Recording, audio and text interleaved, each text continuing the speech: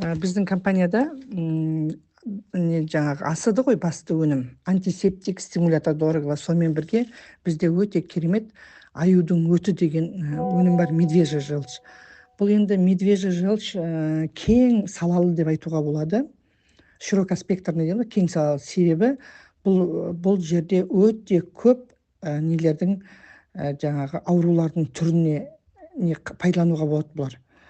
Бұларды асқазан ішек жолдарына, панкреатит, колит, энтероколит, сонымен бірге организміміздегі улар мен токсиндерді жоюға көмектеседі, кез келген ісіктердің өсуін тоқтатуға көмектеседі.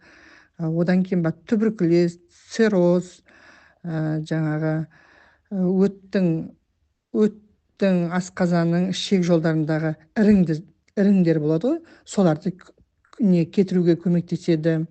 Еще жаңағы рак клеткаларының өсуін бәсеңдетеді. Одан кейін ревматизм мен радикулит, артрит, организміміздегі тұздардың шамадан көп жиналмауына көмектеседі. Паразиттермен, гельминттермен өте жақсы күреседі организмде. Және даже өкшедегі шпор деп айтаймыз ғой, өкшедегі шпордың өзіне де кетуге көмектеседі. Себебі біздің организміміздің барлығы бір-бірімен связан, и плюс өте жақсы салмақ тастауға да көмектеседі. Себебі май алмасу несін қалыпқа келтіреді. Содан кейін организмдегі артық холестеринді ыдыратады, токсиндер мен зиян заттар тазартады. Сонымен бірге бұны еще плюс ер адамдарға өте жақсы пайдалануға болады. Жаңағы ол кісілердегі, ер адамдардағы білесіздер ғой, жаңағы потенциалдын арттыруға, жаңағы жыныстық қатынасты ұзартуға, олардың барлық, яғни жамбас органында қан ағымын жақсартады ғой.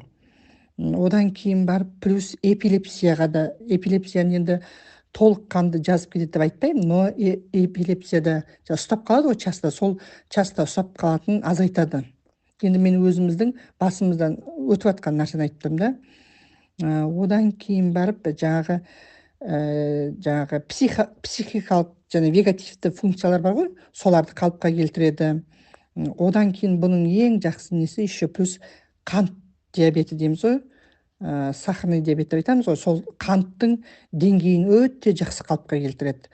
Әрине асырны қосып пайдаланса тегі жақсы.